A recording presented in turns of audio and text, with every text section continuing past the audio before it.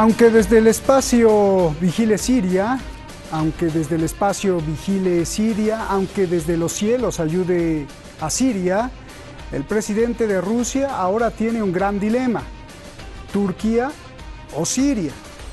¿A quién defiende? ¿A quién defenderá? ¿Quién será su aliado? Las cosas se salen de control. Por primera vez, el ejército de Turquía se enfrenta con fuego real cara a cara al ejército de Siria, respaldado por Rusia. Los cuerpos de los soldados de Turquía regados en el suelo y los cuerpos de los soldados aliados de Rusia también regados en el suelo. Y lo peor es que ambas partes amenazan con más. Siria quiere avanzar hacia Idlib y sigue avanzando, y Turquía le da un ultimátum y le dice además a Rusia: salte, no te metas. Soy Roberto de la Madrid y esto, Detrás de la Razón.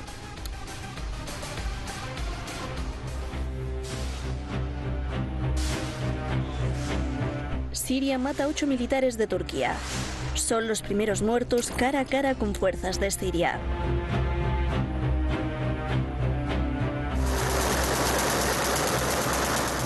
Turquía, en represalia, mata a 13 soldados de Siria.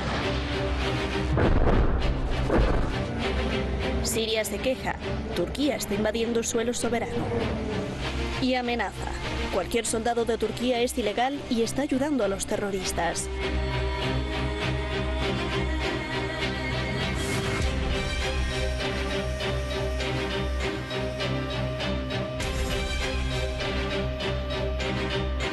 Lo que el presidente del régimen de Turquía está haciendo es proteger a sus grupos terroristas, a los que ha brindado todo tipo de apoyo. El presidente de Turquía confirma la mentira y el engaño de sus políticas y su falta de respeto a cualquier acuerdo, ya sea en el marco de Astana, los entendimientos de Sochi o sus obligaciones por el acuerdo de Adana. Cancillería de Siria. Turquía se enfada y le indica a Rusia que le ordene a Siria que retroceda. Öncelikle İdlib'de rejimin bir an önce Soçi mütabakatı sınırlarına, yani gözlem noktalarımızın gerisine çekilmesini dün akşamda Sayın Putin'le yaptığım görüşmede ifade ettim. Y da un ultimátum. No te metas, le dice a Rusia. Y tienes hasta finales de febrero, dice a Siria. Özellikle Rus yetkili makamlarına da, yani burada muhatabımız siz değilsiniz, tamamıyla rejimdir ve yani bizim önümüzü kesme gibi bir durumda söz konusu olmasın. Çünkü burada biz bir taraftan şehit verirken bunlara karşı sessiz kalmamız mümkün değil. Trump sonríe. Let someone else fight over this long, blood-stained sand. Mientras tanto, el ejército de Siria avanza rápidamente hacia Idlib. Promete liberar Idlib, el último gran nido de los terroristas.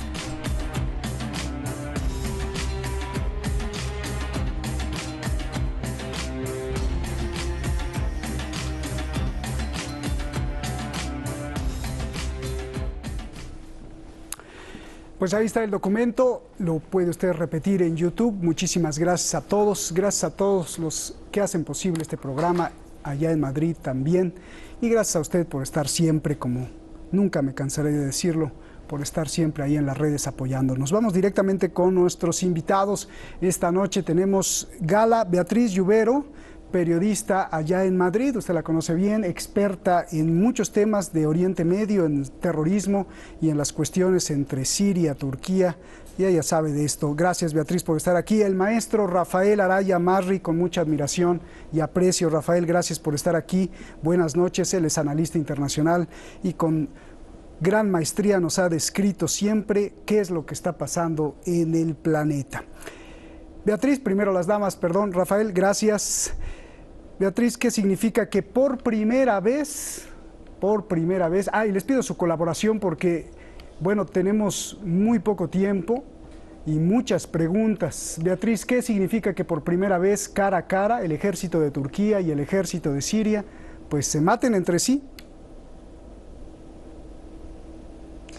Bueno, pues lo que supone es que el plan, la hoja de ruta de Erdogan continúa como lo ha hecho desde el inicio del conflicto en Siria, y es que si alguien pensaba que Erdogan tenía realmente un interés verdadero en luchar contra el Daesh o en avanzar en la pacificación del conflicto, está equivocado. Erdogan lo que pretende en este conflicto es anexionar a parte del norte de Siria a su territorio, porque el proyecto que tiene es crear una Gaza en el norte de Siria donde desviar los 3,5 millones de refugiados que tiene dentro de su territorio, y además expandir ese imperio, ese proyecto de imperio que él continúa teniendo, incorporando, como decimos, en este caso Idlib, a su territorio turco. Bien. Rafael, no solo eso, vamos a los hechos. Estamos viendo que Turquía está enviando refuerzos, artillería, y enviará hasta aviones F-16. Y Siria también está avanzando y enviando más tropa y tanques allá hacia Idlib. Yo te pregunto, ¿nos enfilamos a una guerra ya entre dos países, Turquía contra Siria? Bueno, Roberto, primero un saludo enorme para ti y para Gala. Es un gusto estar aquí como siempre. Yo creo que Gala es muy acertada cuando dice que las elecciones... Es Beatriz. Rafael. ¿Perdón? Es Beatriz, Rafael. Perdón, Beatriz, es un gusto. Ella tiene mucha razón cuando habla de las intenciones reales de Erdogan, que distan mucho, están muy lejanas de aquella primera intencionalidad de ir a combatir solamente a las fuerzas kurdas en el norte de Siria, para llevar adelante su combate perenne contra el PPK, el Partido de los Trabajadores del Kurdistán, porque él considera, digamos, que cualquier kurdo trabaja para el PPK. En esto, digamos, después vino la creación de una zona de amortiguación enorme, que incluso se llevó a cabo en su cumplimiento con un patrullaje conjunto con Rusia, si ustedes se acuerdan, y que luego, por supuesto, se fue degradando en la medida que, con justa razón, el gobierno del presidente Bashar al-Assad planteó directamente como una violación de su soberanía nacional, que lo es, sin duda es una violación del territorio sirio, y nos encontramos ante esta escalada que puede realmente tal vez degenerar en una proporción mucho mayor de lo que estamos viendo hasta ahora. Tenemos ahí el rápido avance del ejército sirio para recuperar su territorio en Idlib, y la voluntad política de Erdogan de seguir enviando sus fuerzas a combatir, si fuera necesario, contra el ejército árabe sirio.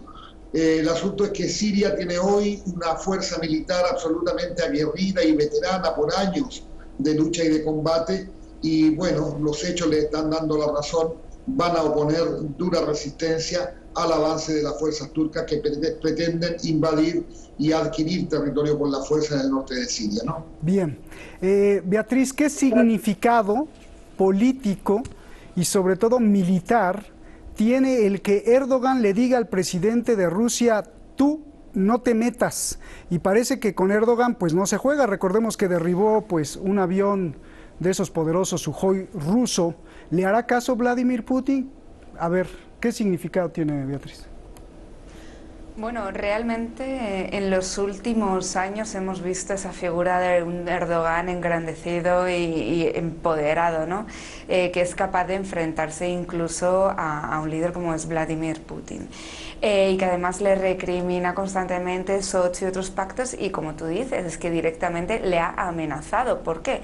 Porque sabe que Rusia tiene una posición complicada en este conflicto, en este momento. Es decir, Rusia es el valedor y es el apoyo del Estado sirio y de su soberanía y el conflicto, ¿no?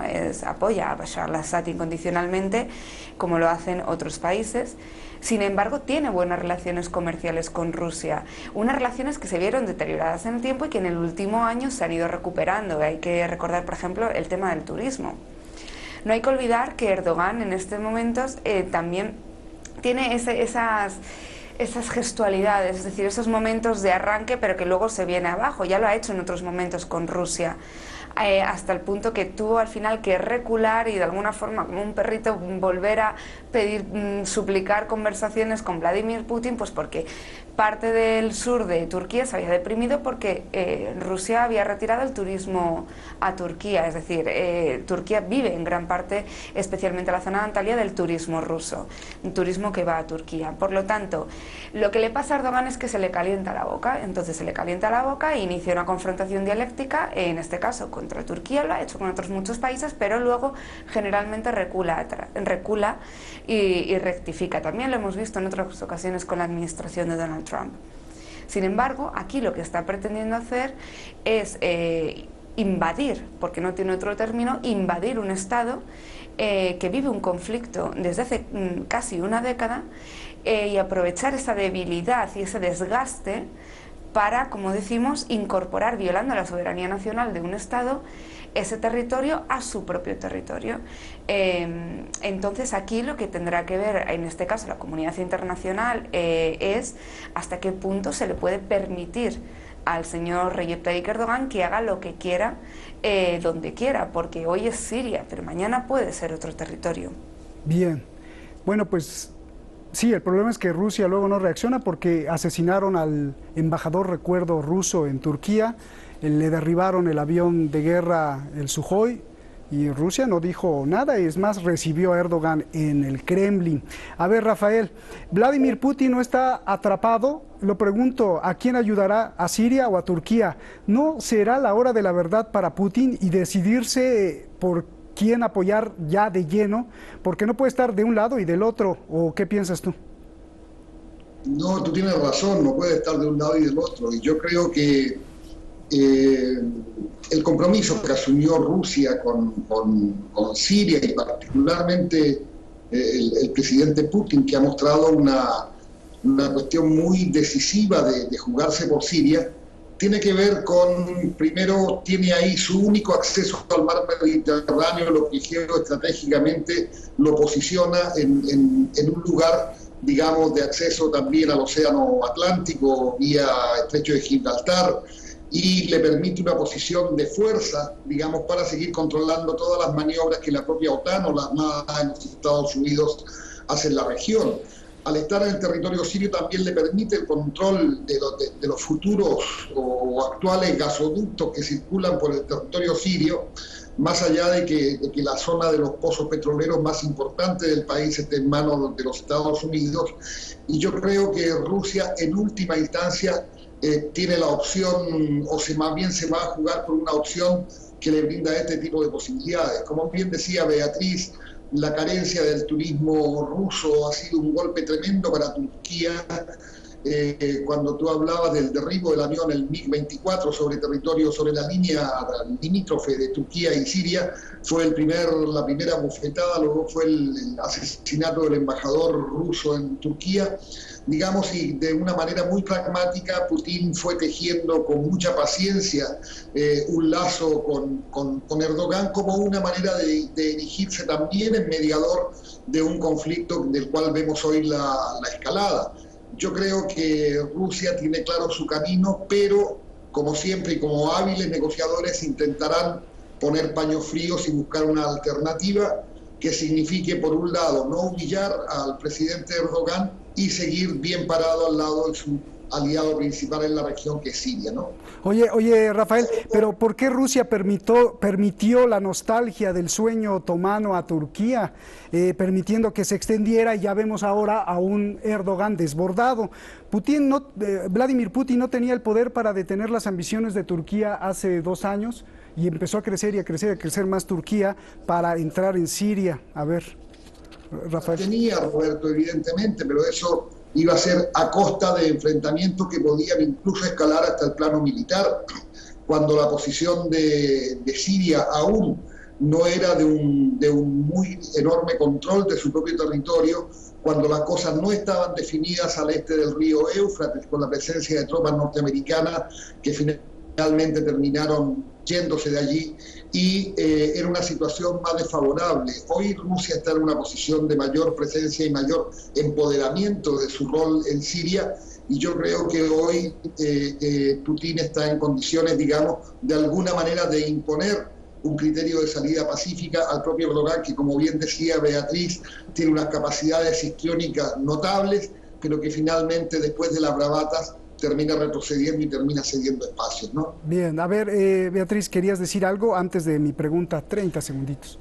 Sí, luego también hay que tener en consideración lo que a Rusia le puede valer Idlib, es decir, al final es un territorio, es el norte de un país que está totalmente en guerra, que una guerra que ha producido un desgaste no solo a Siria, ha producido un desgaste a todos los países involucrados en ese conflicto. Entonces, a lo mejor lo que se plantea Rusia es, llegado un momento, pues mire, señor Erdogan, tome su territorio, porque a mí tampoco me compensa perder relaciones comerciales con Turquía. Yo voy a seguir apoyando, y él sabe de la debilidad ahora mismo del Estado sirio, a Siria en otro territorio. Siria no me va a retirar a mí mi apoyo, mi base naval y mis condiciones en el territorio, pues porque no, es casi una década de guerra en la que Rusia ha invertido mucho. Rusia tiene una presencia muy fuerte en Siria.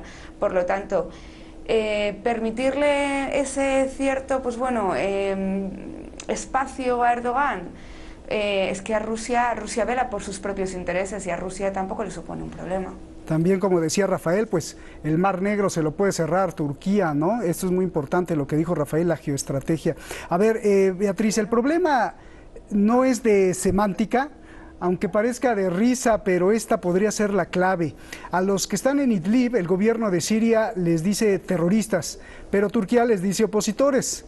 ¿Cómo resolver el problema? Y también hay que recordar que en Idlib está en manos del grupo salafista Hayat Tahrir al-Sham, anteriormente conocido como el Gran Frente al-Nusrat, terrorismo puro. A ver.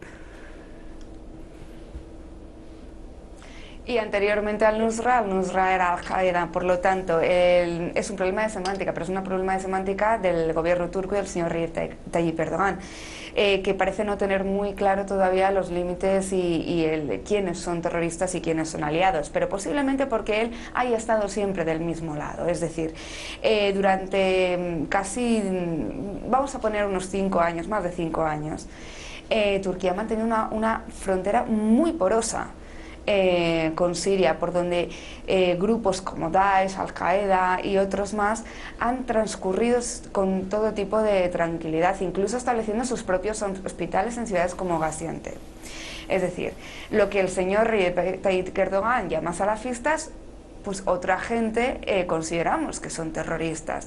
Por lo tanto, cuando él dice que se posiciona de parte de los opositores, bueno, es que a lo mejor los opositores que él llama son gente, pues como tú bien has dicho, vinculada a Al-Qaeda, y que yo sepa, a día de hoy Al-Qaeda es una organización terrorista.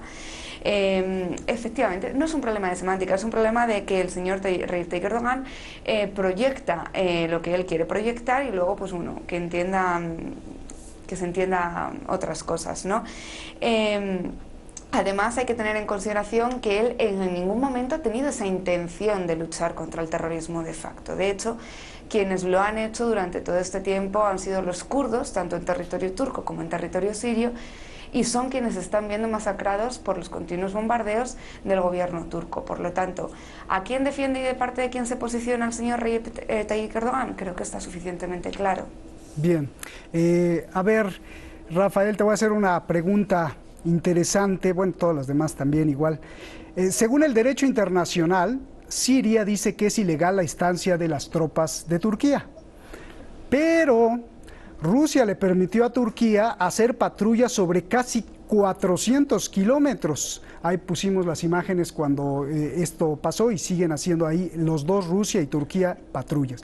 Además, los acuerdos de Sochi y de Astana le permitieron a Turquía establecerse ahí en esa zona, incluso con más de una decena de puestos militares. Entonces, Rafael. Bueno, esto, como dije antes, esto fue la causa originaria, digamos, de la presencia turca en territorio sirio. Era la promesa de Erdogan y el propósito de Erdogan de ir a combatir a los combatientes turcos, cualquiera sea su filiación, sean del PPK o no sean del PPK, sean independentistas o no sean independentistas, pero la presencia obedecía esencialmente a ir a combatir a los grupos kurdos. Él ahora ha transformado en esto en una reivindicación de tipo nacionalista para generar ahí una barrera de seguridad que le permita, según él, llevar ahí a cientos de miles o a decenas de miles de refugiados, y especulando además con otra cosa que no es menor, Roberto. Turquía sigue siendo un aliado de la OTAN. Entonces yo también creo que hay una dosis de especulación en esto de amenazar a Rusia, pensando en que una ruptura eventual con Rusia le va a permitir recostarse sobre las espaldas de una OTAN que la mira con mucho recelo, porque la gran extorsión que tiene Turquía sobre la OTAN es que ustedes me dan lo que yo quiero o yo abro las puertas al mar Egeo para que los refugiados se abalancen sobre Europa, ¿no? Entonces, él está especulando con esto, está avanzando políticamente y discursivamente, pero vamos a ver si en el terreno, yo creo que la intervención rusa va a ser de mediación y de buscar una solución intermedia, pero no creo que esto vaya a transcurrir, digamos, a pesar de que el riesgo está, a una escalada de una confrontación de mayor escala, Roberto. Siria está peleando en su territorio y eso también Erdogan lo sabe. Oye, entonces los acuerdos de Astana, pues entre Rusia, Turquía, Irán, pues de alguna forma fallaron, ¿no? Porque el señor Erdogan le dio la vuelta o los traicionó. A ver, Beatriz. Sí, es que, perdona, habéis mencionado a Astana, habéis mencionado a Sochi, que ha sido violado continuamente, pero es que recuerdo que hay un pacto, y que creo que habéis mencionado en la introducción, que es el Pacto de Adana, que se firma en 1998 y que permanece aún vigente, por el cual Turquía no se puede adentrar en territorio sirio más allá de 5 kilómetros. Por lo tanto, lo que está haciendo, y que es lo que reivindica el Estado sirio, es una violación de la soberanía nacional del Estado sirio. Es decir, tú no puedes adentrarte más de unos determinados kilómetros si hay un pacto vigente y además intentar anexionar un territorio al tuyo. Es decir, eso en política internacional es una invasión. ¿Y dónde está la comunidad internacional para eso que nos gusta tanto, que es la injerencia, intervenir en esta situación? Bien, Beatriz, para terminar, ¿qué sigue en Siria? Porque ahora además, vamos a ponerle el aderezo, se han registrado por lo menos peleas de palabras y roces entre tropas de Estados Unidos y Rusia. Los estadounidenses no dejan pasar a los rusos a las áreas que les conviene, y Estados Unidos ya le advirtió a Rusia, incluso en reunión de emergencia en el Consejo de Seguridad de la ONU. ¿Qué es lo que sigue, Beatriz? De hecho, hoy está reunido el Consejo de Seguridad de Naciones Unidas para intentar analizar y intentar tomar una respuesta de urgencia a todas estas circunstancias. Lo que sigue aquí es que realmente Siria se ha convertido en un conflicto totalmente de desgaste para todas las partes involucradas. Es decir, es un estado totalmente fragmentado, nunca fue un conflicto civil, siempre fue un conflicto internacional, y lo que queda ahora realmente es ver de qué forma se diluye todo esto, porque está claro que Estados Unidos quiere seguir presente, pero a la vez quiere salirse porque tiene sus otros focos encendidos en otros lugares, no ya solo de Oriente Medio, su objetivo gira hacia Asia-Pacífico.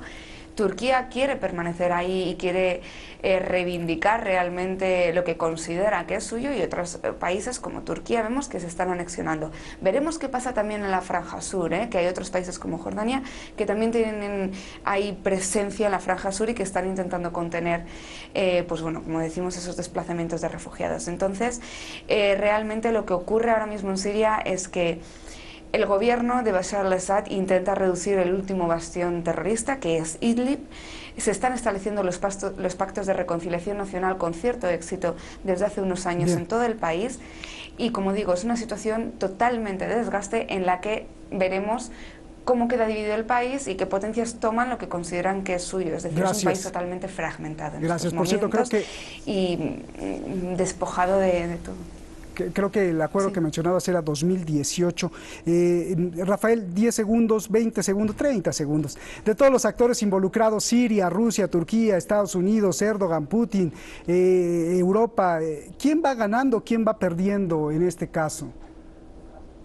Yo creo que esta aventura que promovió los Estados Unidos en Siria bajo la lógica de las primaveras árabes ha sido el fracaso más rotundo del imperialismo norteamericano, porque finalmente lo que ellos pensaban que iba a ser como un juego de dominó, que cada región de Siria, cada provincia siria iba a ir cayendo poco a poco, finalmente se encontraron con que hubo una voluntad de resistir, vinieron los apoyos de Rusia, de la República Islámica de Irán, a sostener al gobierno sirio y han logrado reconstruir, digamos, la mayor parte de su estado. Como tú bien decía, Beatriz, Idlib es el último refugio fuerte del terrorismo en Siria y el gobierno sirio hasta ahora lleva todas las de ganar. Vamos a ver en qué termina la confrontación ruso-turca, pero yo confío en que va a haber una solución intermedia que permita apagar ese fuego, seguir pacificando y devolver, sobre todo, a la República Árabe Siria la soberanía sobre su propio